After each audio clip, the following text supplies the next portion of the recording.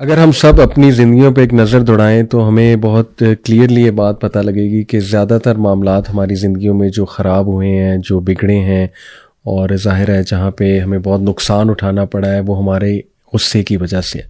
गुस्सा ऑल्दो एक natural emotion है, लेकिन ज़रूरत से ज़्यादा गुस्सा और गुस्से को कंट्रोल ना कर पाना वो बहुत से मसाइल को जन्म देता है। जैसे कि अल्लाह के नबी सल्लल्लाहु अलैहि वसल्लम के पास एक सहाबी आए और उन्होंने अल्लाह के नबी सल्लल्लाहु अलैहि वसल्लम से नसीहत पूछी कि या रसूलल्लाह मुझे कुछ नसीहत कीजिए।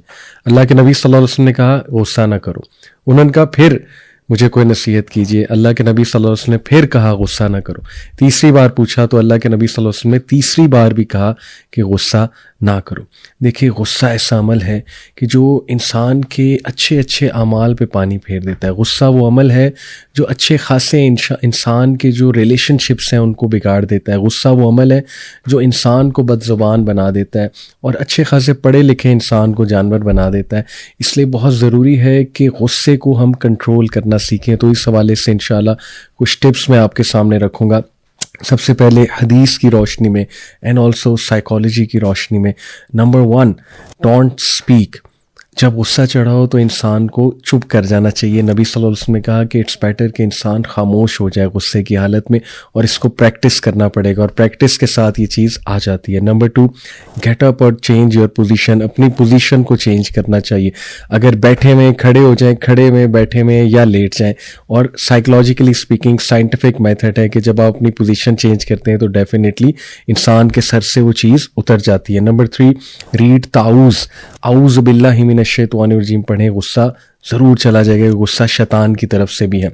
उसके बाद इंजेक्ट सम ह्यूमर, डिफ्यूज़ करने की कोशिश करें सिचुएशन को, ख़ुसूसन जब कोई और आपको गुस्सा चढ़ा रहा है तो कोई हंसी मजाक में जो है बात को टाल दें और गुस्से को सर पे सवार ना होने दें। नंबर 5, मोटिवेशन लें रिवॉर्ड से। कौन से रिवॉर्ड से? अल्लाह के नबी सल्लल्लाहु अलैहि वसल्लम की हदीस आपके सामने रखता हूँ। सुभान अल्लाह। अल्लाह के नबी सल्लल्लाहु अलैहि वसल्लम ने फरमाया कि जो कोई भी अपने गुस्से को उस वक्त पे कंट्रोल करेगा जबकि उसके पास पूरा पूरा मौका है अपने गुस्से पे एक्ट करने का, अपने गुस्से पे अमल करने का, अल्लाह सुब्हानहू व तआला क़यामत वाले दिन तमाम इंसानों में से उसको बुलाएगा, अलहदा करेगा और उसको कहेगा कि जो भी हुरुल ऐन तुम्हें चाहिए ले लो। अब ये तो मर्दों के लिए रिवॉर्ड है, बट ऑब्वियसली औरतों के लिए भी बहुत रिवॉर्ड है। अल्लाह के नबी सल्लल्लाहु अलैहि वसल्लम ने जन्नत की बशारत दी है उस शख्स को जो गुस्से की हालत में बहस छोड़ दे। इसलिए इसके बहुत से रिवॉर्ड्स हैं। और जैसे कि अल्लाह के नबी सल्लल्लाहु अलैहि वसल्लम ने कहा कि the strong is not the one who wrestles well. ताकतवर वो नहीं है जो रेसलिंग अच्छी करता है, बल्कि ताकतवर वो है जो अपने गुस्से पे काबू करता है। तो हमें ताकतवर बनना है और हमें अपने नबी सल्लल्लाहु अलैहि वसल्लम की सीरत को फॉलो करना है।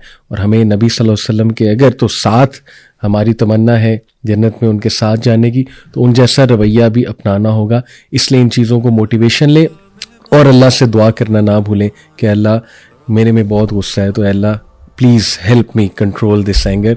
और बेशक तमाम की तमाम खैर अल्लाह